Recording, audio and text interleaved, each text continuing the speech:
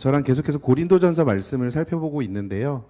오늘 고린도전서 말씀을 준비하다가 수련회 가기 전에 우리가 어떤 모습으로 하나님을 믿고 있는지에 대해서 한번 생각해 보면 좋겠다. 그런 생각으로 오늘 사무엘상 말씀을 함께 살펴보려고 합니다. 여러분, 저 언제부터 교회 다녔을 것 같아요?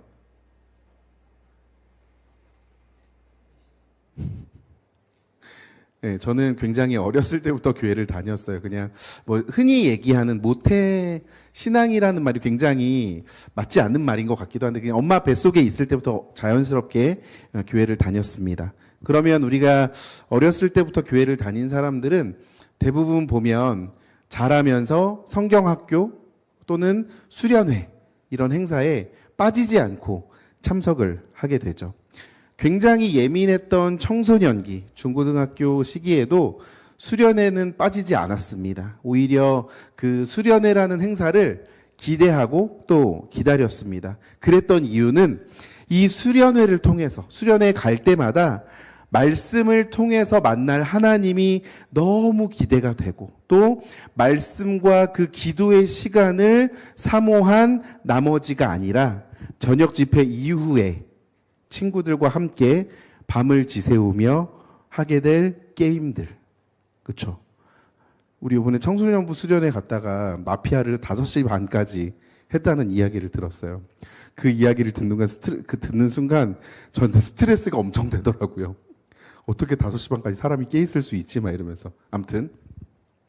자, 그 시간들을 너무나도 앞에 말씀이나 기도의 시간이 아니라 친구들이나 지체들과 재밌게 놀아볼 시간을 사모한 나머지 그렇게 수련회나 행사들에 빠지지 않고 지냈죠. 자, 평소에는 밤을 새서 친구들하고 밤을 새서 노는 것에 대해서 부모님이 허락하지 않죠. 그런데 이 수련회는요, 제가 밤을 새도 부모님이 뭐라고 하지 않아요. 선생님은 뭐라고 할 수 있어요. 제발 잠 좀 잘래? 할 수 있지만 그래도 가정으로부터 합법적으로 굉장히 늦은 시간까지 놀 수 있는 시간이었습니다. 그러나 시간이 흘러서 제가 하나님을 인격적으로 만났을 20살 때, 저는 대학교 들어가서 대학교 1학년 때 20살 때 하나님을 제가 인격적으로 만나게 되었는데 그때 알게 되었습니다. 점점 하나님을 알아가면서 생각을 해보니까 그 어린 시절에 저의 기대, 수련회 너무 즐거워, 말씀이 즐겁고 기도가 즐거워가 아니라 그 수련회라는 시간을 통해서 친구들하고 놀고 재밌게 지내고, 물론 좋죠. 근데 그것만을 바라보면서 갔던 그 저의 생각이 얼마나 철없고 헛된 기대였는지를 알게 되었습니다. 작은 이야기예요. 작은 이야기지만 이처럼 우리는요, 하나님을 믿으면서 살아갈 때 기대해야 할 것들이 있거든요. 그런데 정말 기대해야 할 것을 진짜 기대하기보다는 전혀 다른 내 생각과 내 방식대로만 기대감을 가질 때가 참 많다는 생각을 해봅니다. 오늘 우리가 읽은 오늘 본문에 등장하는 이스라엘 장로들과 백성들 역시 그런 모습이라는 것을 우리가 말씀을 통해 살펴볼 수 있습니다. 오늘 읽은 말씀의 앞의 내용을 이제 좀 요약을 해드려 보면 앞을 잘 보지 못하던 엘리라는 선지자가 있었는데 엘리의 육적인 상태처럼 이스라엘의 상태는 어땠냐? 전체적으로 못 보는 사람들이 많았다. 영적으로 어두컴컴한 시간들을 보내고 있었습니다. 그런데 하나님께서는 제사장 엘리가 아니라 어린 사무엘에게 찾아오셔서 굉장히 세미한 음성으로 말씀을 하시죠. 그러니까 사무엘이 말씀하소서 주의 종이 듣겠습니다. 제가 순종하겠습니다. 그 말씀을 그대로 받겠습니다. 라고 반응을 하는데 이렇게 반응하는 그 어린 아이에게 가장 먼저 하셨던 하나님의 말씀은 다른 내용이 아니라 엘리 제사장의 가문이 무너질 것이다. 엘리 제사장 가문이 몰락될 것이다. 이런 이야기를 하셨어요. 그 집안의 죄악은 제물로나 예물로나 영원히 속죄함을 받지 못할 것이다. 이런 내용을 이야기하셨단 말이에요. 하나님께서 행하실 것을 사무엘에게 조금도 숨기지 않으셨고 3장 후반부에서 외관상으로는 제사장이었지만 엘리 가문은 더 이상 무너진 집이었어. 이미 멸망한 것이나 다름이 없었습니다. 그리고 하나님이 사무엘과 함께 하신다라는 것을 말씀하고 있는데 3장 19절부터 21절에 보니까 이렇게 말씀을 하세요. 사무엘이 자라매 여호와께서 그와 함께 계셔서 그의 말이 하나도 땅에 떨어지지 않게 하시니 단에서부터 브엘세바까지의 온 이스라엘이 사무엘은 여호와의 선지자로 세우심을 입은 줄을 알았더라. 여호와께서 실로에서 다시 나타나시되 여호와께서 실로에서 여호와의 말씀으로 사무엘에게 자기를 나타내시니라. 그리고 넘어온 4장 1절, 우리가 읽은 4장 1절에서 사무엘의 말이 어디에 전파된다고요? 온 이스라엘에게 전파가 된다라는 말씀으로 오늘 이야기를 시작을 하죠. 보이지 않았어요. 들리지 않았던 이 하나님의 말씀이 누구에게 들렸어요? 사무엘에게 나타나셔서 사무엘에게 말씀을 하시고 사무엘에게 들리고 그 입에 나온 그 말씀들이 온 이스라엘에게 전파가 되어서 덮도록 하셨다라는 거예요. 그리고 이어지는 1절 중반절부터 2절 상반절까지 이스라엘과 블레셋의 전쟁 이야기로 시작이 되죠. 이스라엘은 나가서 블레셋 사람들과 싸우려고 에베네셀 곁에 진치고 블레셋 사람들은 아벡에 진쳤더니 블레셋 사람들이 이스라엘에 대하여 전열을 벌이니라. 이스라엘이 에베네셀이라는 곳 바로 옆에 진을 쳤던 이유가 있어요. 물론 이 블레셋이라는 곳과 접경지라는 지리적 이유도 있지만 에베네셀이라는 도움의 돌이라는 에베네셀이라는 단어가 도움의 돌이라는 뜻도 가지고 있어요. 이후에 7장에서 미스바에서 언약궤를 되찾아 사무엘이 돌을 쌓은 사건이 있기도 전에 이 에베네셀은 이미 의미를 가지고 있었어요. 혹 어떤 성경학자들은 이것이 모세가 받은 두 돌판의 언약궤를 의미하는 것은 아닐까라고 해석을 하기도 하는데 이것이 맞던 틀리던 분명한 건 뭐냐? 이스라엘이 이 언약궤를 가지고 싸워야겠다라고 생각했던 것이 당시 이스라엘 장로들은 여리고성을 무너뜨렸던 찬란한 과거의 향수가 있을 거란 말이죠. 여러분, 여리고성을 무너뜨릴 때 이 백성들이 여리고성을 한 번이라도 건드린 적이 있었어요? 없었어요. 아마도 이 이스라엘 장로들은 기억상 언약궤를 들고 말없이 돌았을 때 전쟁에서 손 하나 까딱하지 않고 무너졌던 이 여리고 전쟁을 기억하면서 분명히 우리가 블레셋과의 전쟁에서도 쉽게 이길 수 있을 거다라고 생각을 했을 거라는 거죠. 그런 경험이 누구에게? 자신의 선조들에게, 자신의 조상들에게 있었기 때문이에요. 반면에 블레셋은 아벡이라는 곳에 진을 쳤는데 아벡은 어떤 뜻을 가지고 있냐? 힘, 견고함, 이런 뜻을 가지고 있어요. 그리고 굉장한 요새 지역이래요. 그런데 여호수아에서 드러나는 지난 역사를 살펴보면 이곳은 과거에 여호수아 군대로부터 정복을 당했던 곳이라고 합니다. 그래서 이스라엘 백성들에게는 어떤 기대가 있었냐? 어떤 기대를 했냐? 여러분, 전쟁에 나갈 때 누가 질 거 기대하고 나가요? 이길 거 기대하고 나가잖아요. 승리를 기대하고 나가잖아요. 질 것을 기대하고 전쟁에 나서지 않듯이 역사적인 곳에서 진을 치고 맞붙으면 하나님의 백성인 우리가 반드시 이기게 될 거다. 하나님의 백성인 우리가 이 전쟁에서 무조건 승리할 거다. 이런 기대를 하고 나갔단 말이에요. 그런데 결과가 어땠냐? 2절 하반절에는 오히려 이스라엘이 패해서 4,000명가량 죽임을 당하게 되었다 기록하고 있죠. 그런데 이스라엘 장로들이 그 결과를 보고 뭐라고 이야기하냐? 3절 상반절이요. 같이 읽어볼게요. 시작.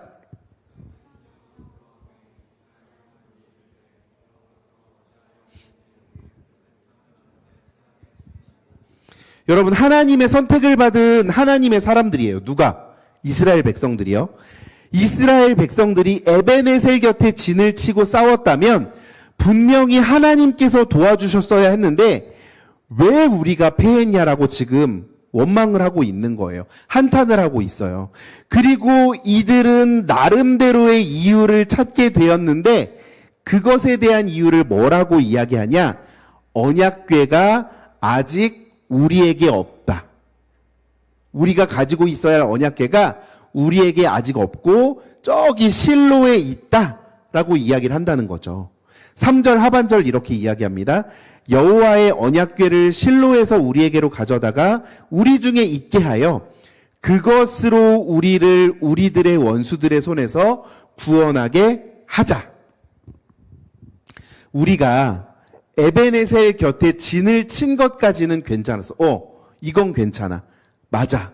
근데 우리에게 언약궤가 없었어. 이 언약궤가 우리에게 있었다면 우리가 이길 수 있지. 여러분, 언약궤가 뭐예요? 언약궤는 누구 임재의 상징이에요? 하나님의 임재의 상징이에요. 이 언약궤가 하나님의 임재의 상징이 우리에게 없었기 때문에 우리가 맞아. 그거였어.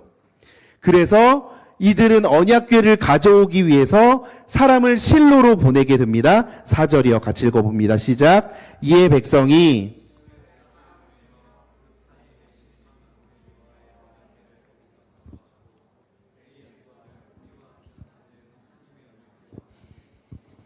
그리고 언약궤가 이들의 진영에 들어올 때 이들의 반응이 어땠냐? 땅이 울릴 정도로 큰 소리로 환호를 하는 거였어요. 마치 여리고성이 무너져 함락될 때처럼 그것을 기억하는 것처럼 이제 우리에게는 승리가 시작된다. 다 됐다. 이 환호성이 얼마나 컸는지 블레셋에게 같이 이 환호가 들렸다. 이렇게 기록하죠. 6절입니다. 시작. 블레셋 사람이 그 외치는 소리를 듣고 이르되 히브리 진영에서 큰 소리로 외침은 어찌 됨이냐 하다가 여호와의 궤가 진영에 들어온 줄을 깨달은지라. 그리고 그 환호를 통해서 블레셋 사람들도 이제 그 궤가 이스라엘의 진영에 들어갔구나 알게 되면서 그 소리에 두려워 떨었다는 것을 7절과 8절을 통해서 설명해요. 제가 7절, 여러분들이 8절. 블레셋 사람들이 두려워하여 이르되 신이 진영에 이르렀도다 하고 또 이르되 우리에게 화로다. 전날에는 이런 일이 없었도다.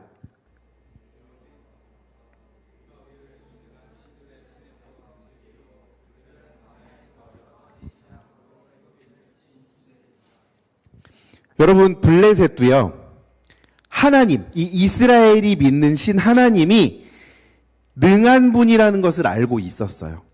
강대국 애굽에 재앙을 일으키셔서 이스라엘 백성들을 꺼내셔서 출애굽하게 하셨어요.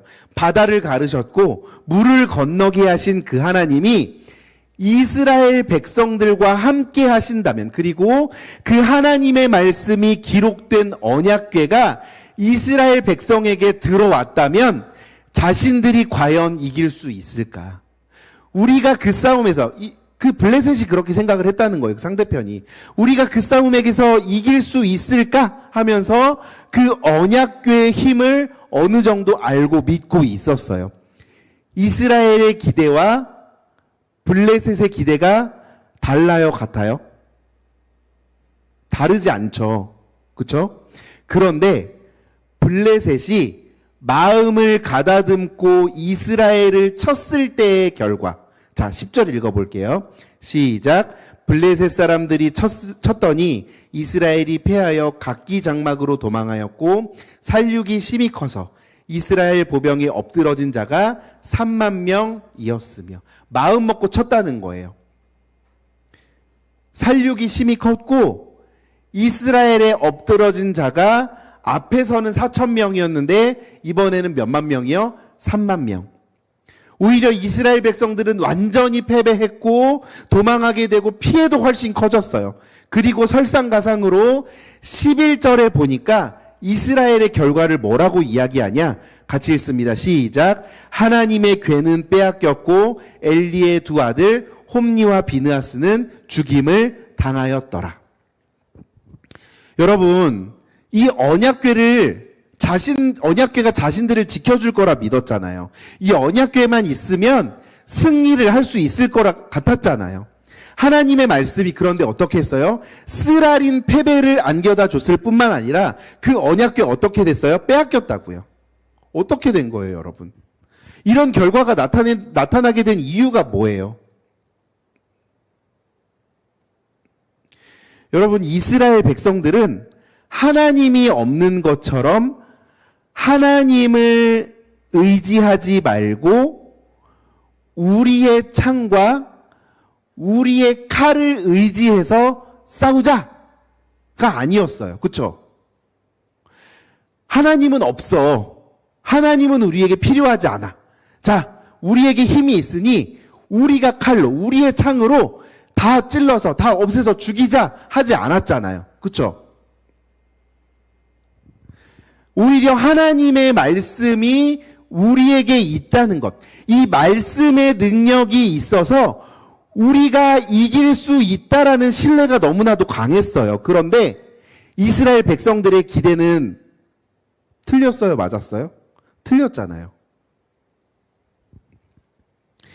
언약궤를 가지고 왔던 실로에서는 하나님의 말씀으로 3절에 보니까 3장에 보면 하나님의 말씀으로 하나님께서 자기를 나타내셨다라고 이야기를 해요. 그런 실로에서 언약궤를 가지고 왔는데 하나님 자기를 나타내신 그 언약궤를 가지고 왔는데 전쟁에서 어떻게 했어요? 졌잖아요. 왜 그래요? 왜? 무슨 이유 때문에? 여러분, 우리가 오늘 말씀을 통해서 알아야 하는 건 뭐냐? 이들의 기대가 완전히 잘못되었다. 이들이 가지고 있던 기대는 틀렸다라는 것을 이야기하고 있다는 거예요. 하나님의 말씀이라 할 수 있는, 하나님의 임재라고 할 수 있는 이 언약궤를 가지고 있으면 우리는 승리할 수 있다, 없다? 있다. 이렇게 얘기했잖아요. 우리가 하나님의 말씀인 성경을 가지고 있고, 우리가 지금 예배드리고 있고, 우리가 지금 말씀 묵상을 하고 있고, 우리가 그리스도인이라는 타이틀이 있고, 그럼 우리는 승리할 수 있다. 여러분 그렇게 생각하시잖아요. 이게 틀렸다는 거예요, 여러분. 우리에게 말씀이 있는 게 뭐가 중요해요? 우리가 이 자리에 앉아서 노래 부르고 말씀을 듣는 게 뭐가 중요해요? 그리스도인이라는 타이틀이 뭐가 중요해요? 여러분, 그런 것들이 우리를 승리로 이끌 수 있다라는 생각이 잘못된 기대로 이루어질 수 있다는 거죠. 여러분, 말씀에 문제가 있어요, 없어요? 말씀에 문제 없어요. 여러분, 예배에 문제 있어요, 없어요? 예배는 문제가 없어요.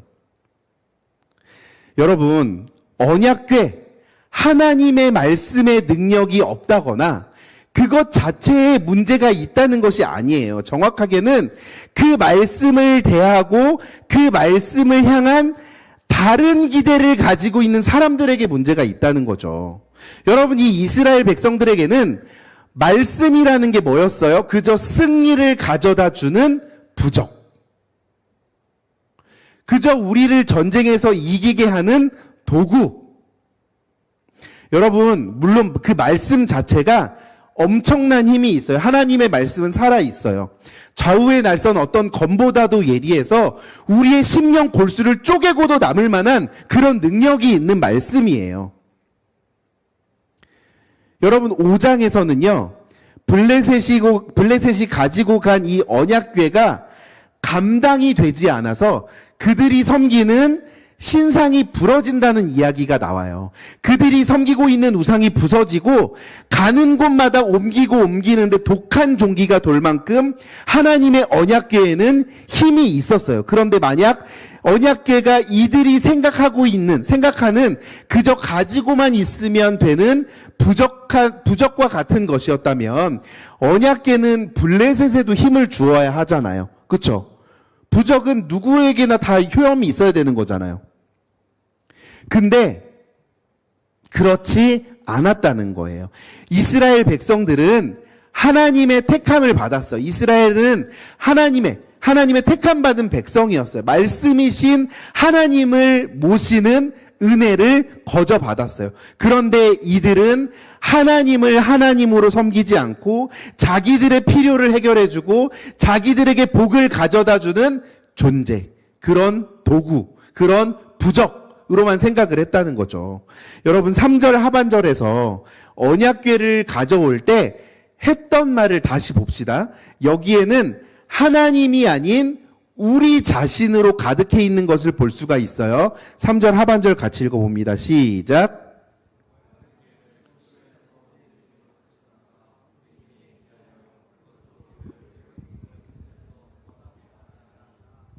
뭐라고 얘기해요? 그것으로 우리에게 승리를 가져오게 하자. 그것으로 우리가 이기게 하자. 이렇게 이야기하고 있어요. 그저 도구로서 언약궤를 사용하자는 거예요. 이들에게는 하나님의 말씀에 대한 경외가 아니라 그저 내 필요를 위한 것뿐이었다는 거죠. 사실 대상이 언약궤였을 뿐 블레셋이 섬기고 있는 다곤과 그런 우상 숭배와 전혀 다르지 않다는 겁니다. 이것은 블레셋이 할 수 있는, 블레셋 군대조차도 가지고 있는 정도의 생각이라는 거죠. 여러분 지금 이스라엘 백성들이 하고 있는 행동들, 생각들이 비슷한 사건을 예수님 당시 신약 시대에서도 찾아볼 수가 있어요. 아브라함의 자손이고 모세의 율법을 가지고 있다는 바리새인들, 종교 지도자들, 그들은 실제로 600개가 넘는 율법을 매일 외울 만큼 말씀에 열심을 내는 사람들이었어요. 여러분, 그들이 외우는 율법에 문제가 있었어요? 율법이 잘못되었나요? 아니에요. 성경은 그렇게 말하지 않아요. 그러나 이들이 그토록 외우고 공부하며 가졌던 기대는 뭐냐? 그저 자기 자신을 위한 것, 자기 자신을 드러내기 위한 것. 그 율법을 다 외우면 마치 그 율법을 다 지키는 것처럼, 또 자신들이 의로운 것처럼, 본인들은 아브라함의 혈통이기 때문에 그렇지 못한 죄인들과는 다른 존재들인 것처럼 생각해서 판단하고 지적을 했죠. 왜 그렇게 하지 못하냐? 너희들은 왜 그렇게 살지 못하냐 하면서 정죄하면서 자신들을 드러내려고 했기 때문에 예수님은 그것을 꼬집어서 지적을 하셨던 거예요. 말씀 두 곳을 찾아볼게요. 먼저 누가복음 3장 7절에서 8절입니다. 제가 7절, 여러분들이 8절. 요한이 세례받으러 나오는 무리에게 이르되 독사의 자식들아 누가 너희에게 일러 장차올 진노를 피하라 하더냐.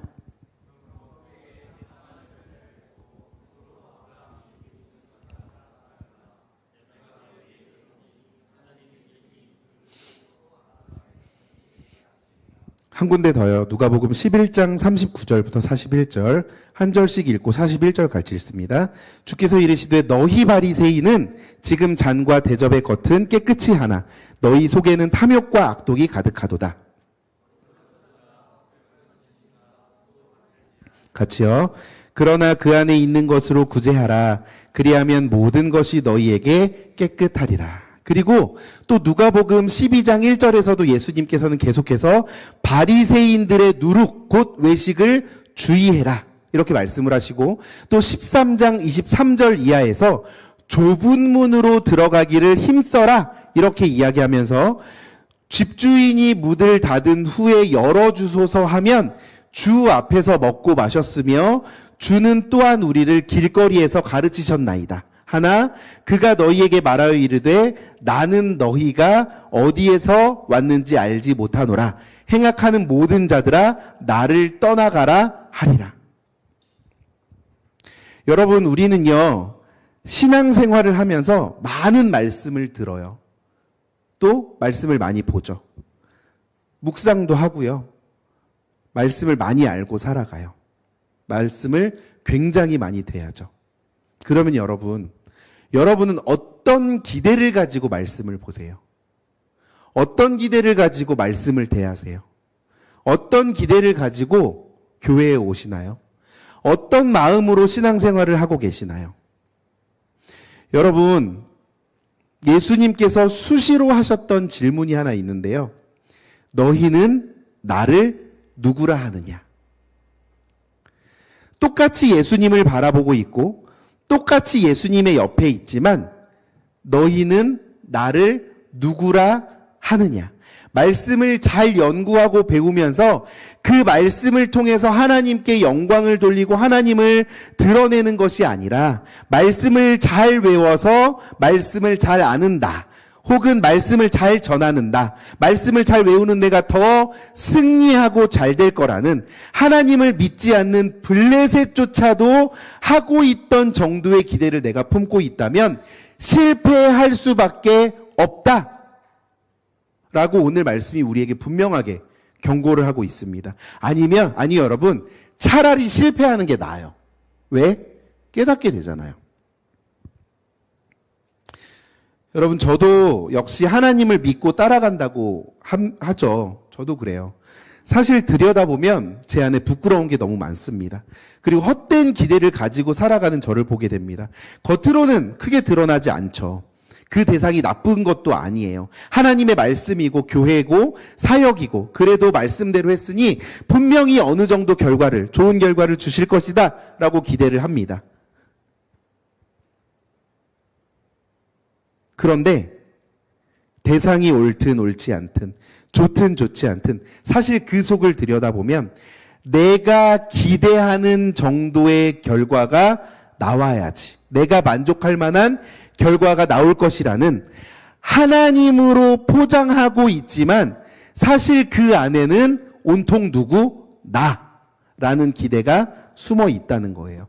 그것이 헛된 기대를 따라가다가 실망하게 되는 이유입니다.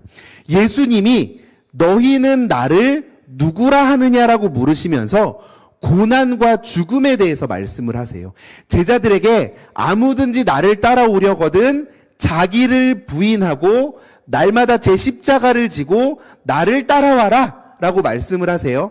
이 말씀을 보면서 저는 참 두려웠습니다. 왜냐하면 차라리 우리의 창과 칼과 우리의 힘을 의지하면서 싸워보자 하고 나갔는데 깨졌다면 우리의 힘을 의지하면 안 되는구나, 내 힘으로는 안 되는구나, 나는 아니구나라고 생각했을지도 몰라요. 그런데 딜레마에 빠질 수밖에 없다는 거죠. 왜? 하나님의 말씀을 들고 나갔는데 하나님의 말씀대로 했는데 왜 나는 실패하는 걸까?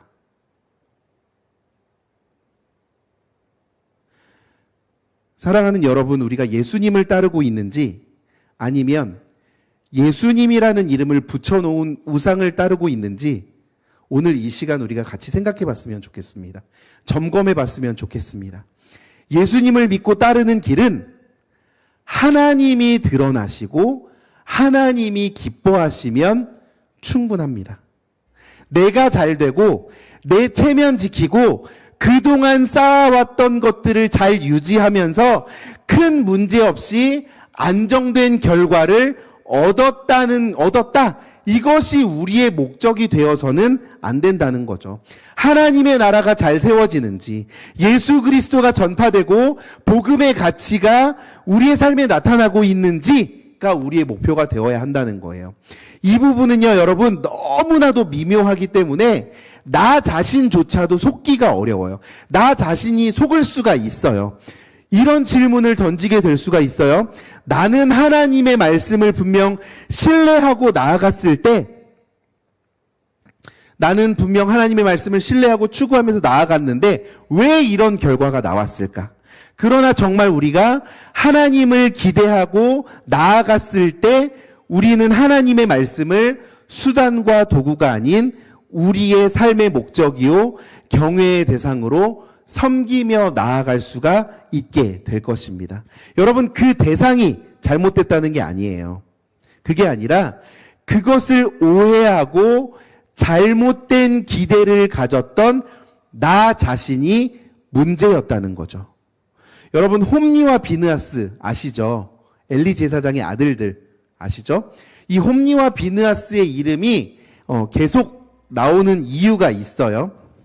그들에게는요, 껍데기만 있었어요. 그들에게 껍데기는 있는데 속은 비어 있었어요. 하나님을요, 하나님의 자리에 두고 하나님을 주인으로 모시고 살아갈 수 있는 우리 모두가 되었으면 좋겠습니다.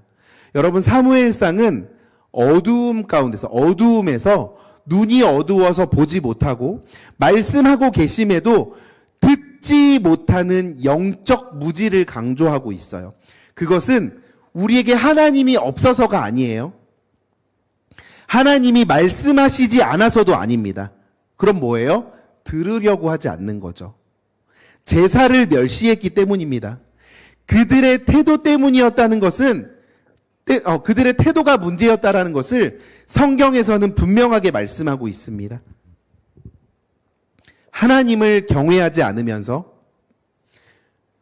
하나님을 존경하지 않으면서, 하나님을 우리 마음의 주인으로 모시지 않으면서 우리가 행하는 종교적 열심, 우리가 하는 종교적인 행동, 이런 것들은 하나님의 승리가 아니라 나의 승리를 목표로 하는 거고, 결국 그런 것들은 어떻게 돼요? 다 무너져요. 그러면 심지어 제사장 집안이라 하더라도, 제사장이라 하더라도 무너지고 멸망할 수밖에 없다. 오늘 우리에게 분명하게 말씀하고 계십니다. 사랑하는 여러분, 여러분은 정말 진짜 하나님을 경외하며 살아가고 계십니까? 우리의 모든 소유와 모든 존재가 하나님을 인정하고 하나님의 영광을 비추시기를 원하십니까? 그런 자에게 하나님의 음성이 들려지기 시작할 겁니다.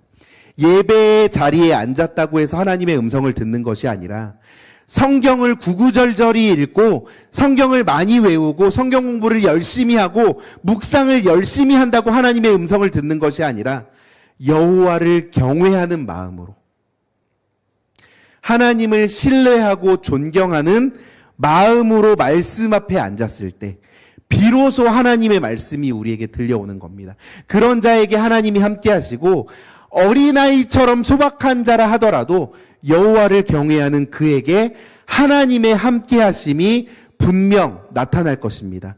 말에 힘이 있게 하시고 하나님 자신이 드러나게 하실 것입니다. 오직 하나님 한 분만을 기대하는 여러분들이 되시기 바랍니다. 하나님을 기대한다는 것은 하나님을 이용해서 내가 원하는 것, 내게 유익이 될 것을 기대하는 것이 아닙니다. 하나님 그 자체를 기대하는 거예요. 나의 승리, 나의 유익이 중요한 것이 아니라 마치 예수님처럼 내가 승리하지 못하는 것 같아 보인다 하더라도, 죽음이고 패배인 것처럼 보인다 하더라도 하나님이 영광을 받으신다면 그것이 승리죠. 우리 하나님이 드러나시고 하나님의 뜻이 이루어진다면 그것이 승리입니다 라고 고백할 수 있는 우리 모두가 되기를 바랍니다. 말씀을 읽으며 이스라엘 백성, 홈리, 비느하스, 이런 사람들을 보면 눈살이 찌푸려지죠. 그런데 사실 그 안에, 그들을 보면 그 안에 우리 안에도 이런 껍데기와 헛된 기대가 많다는 것을 보게 됩니다. 하나님, 우리 안에 있는 껍데기, 헛된 기대, 이런 것들을 불태워 주시옵소서. 두 손 들어 하나님만을 경외하고 하나님만을 바라보는, 하나님만을 기대하는 순결한 사람들이 될 수 있도록 하나님 함께하여 주시옵소서. 그렇게 고백하며 살아가는 우리 모두가 되어지기를 예수님의 이름으로 간절히 축복합니다. 기도하겠습니다.